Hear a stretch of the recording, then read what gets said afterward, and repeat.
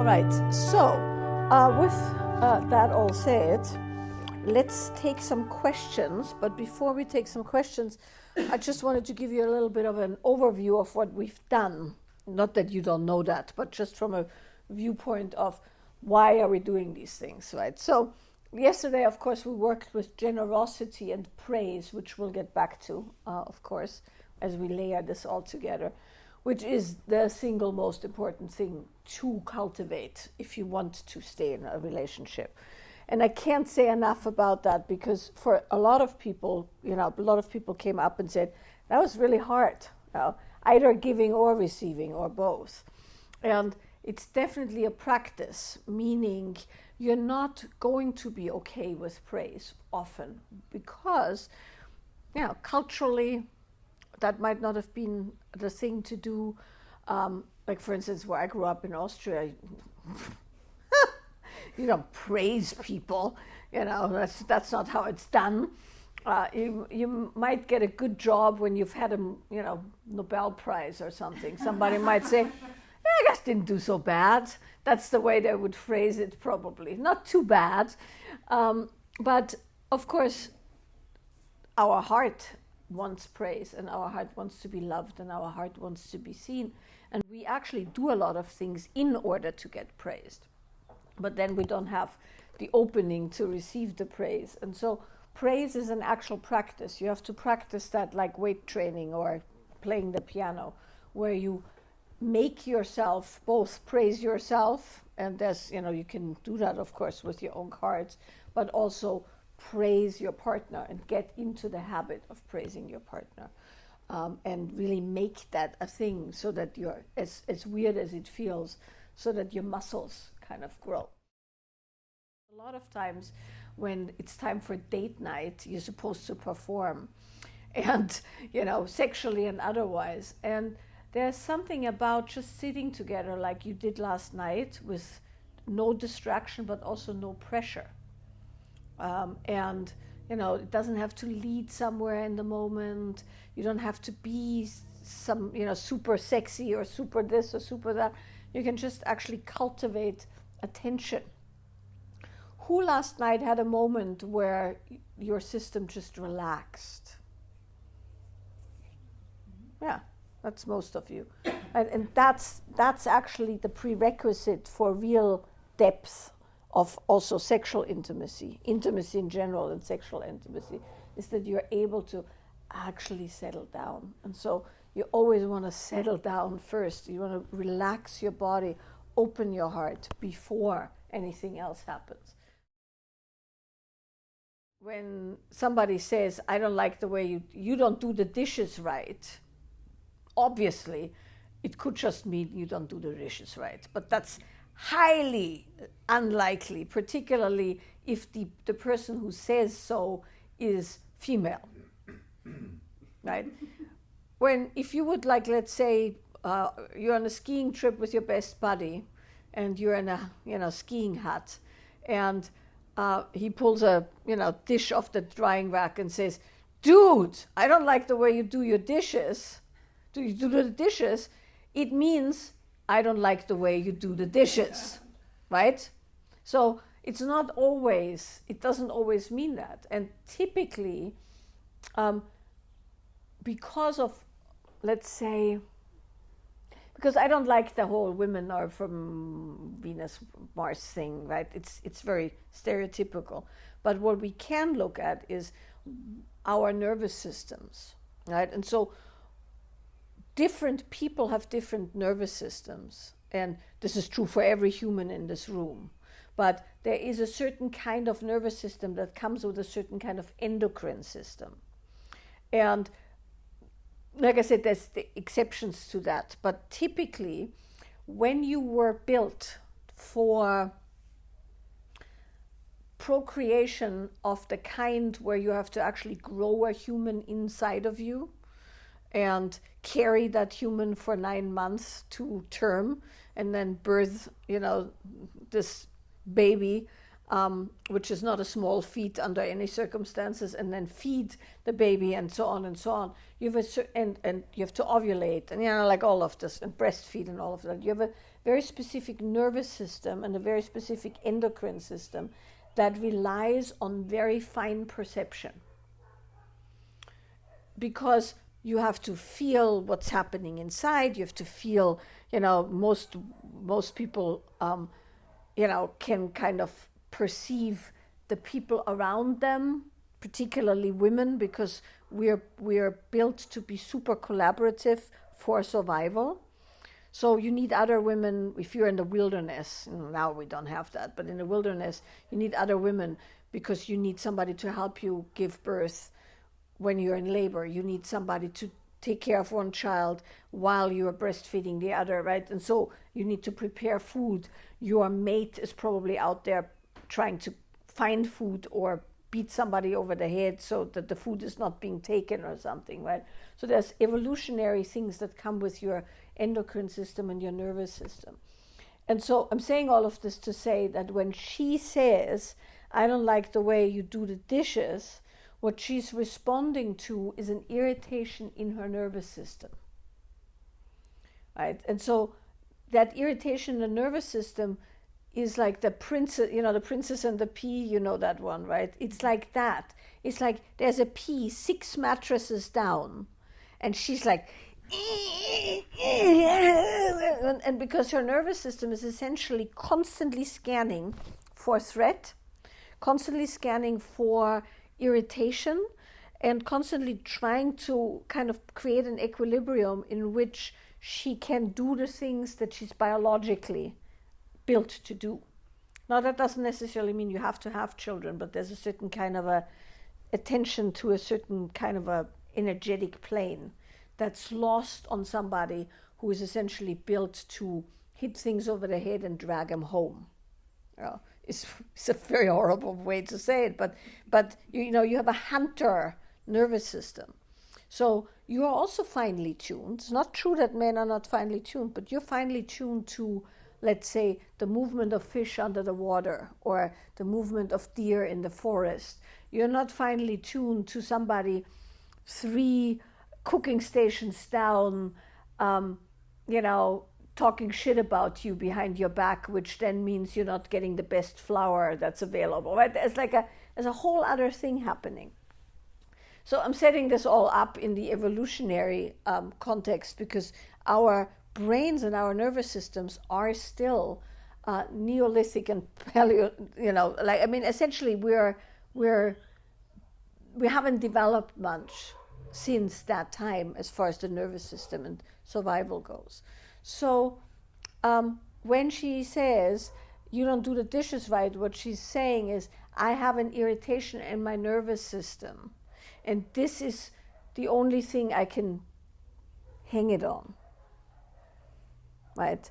And so now you're just not doing the dishes right, because how dare you put too much bubbles into the water and then, whatever. Yeah. So, but it's not about that, of course.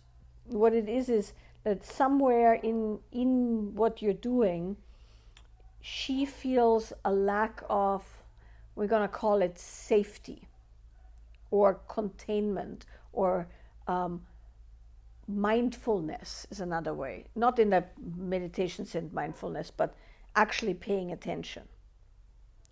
So what she's actually saying is, you don't pay attention enough to X.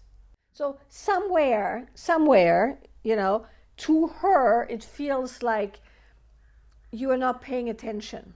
Not necessarily to her, but just to the flow of life in the family construct. Right? Maybe you've just spent 3 hours playing a video game, or you're super involved with your business and you've totally forgotten that there's also the rest of your life, or whatever. Somewhere she's going, it's not smooth. Energetically, it's not smooth. And so then she goes, I don't like the way you wash the dishes. And you're going, well, wash them yourself. She's going, but I want you to wash the dishes.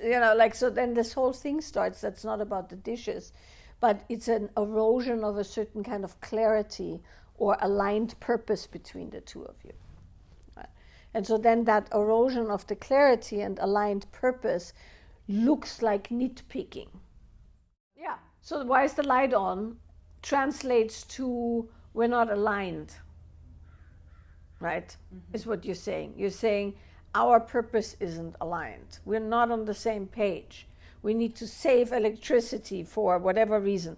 Money, the environment, because I say so. It doesn't matter, right? Like, it's a misalignment. And so that misalignment looks like she's not paying attention to the things that you value. So hence, your thing isn't functioning.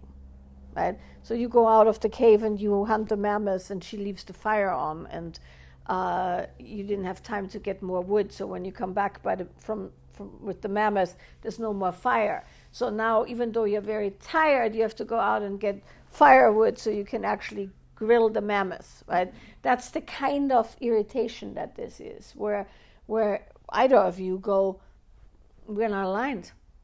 Yeah, we're not totally knowing where it's going, or if we know where it's going, somebody is crossing the purpose. And then, of course, you can go, why is she crossing this purpose? Why is she not aligning with that? Is there something wrong? She doesn't want to do it.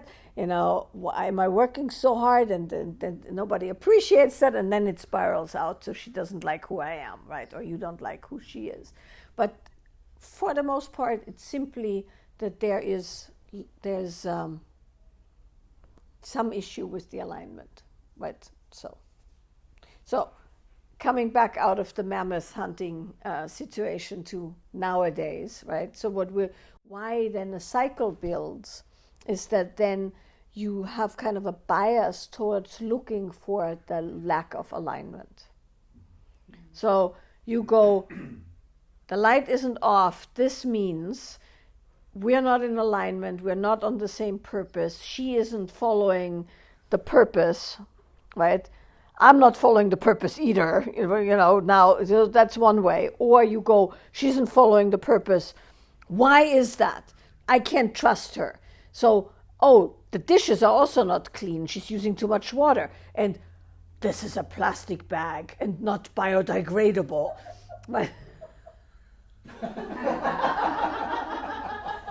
No, I totally channeled your kitchen. So, but that's how it goes, right? You can kind of tell from the pattern what it's going to be.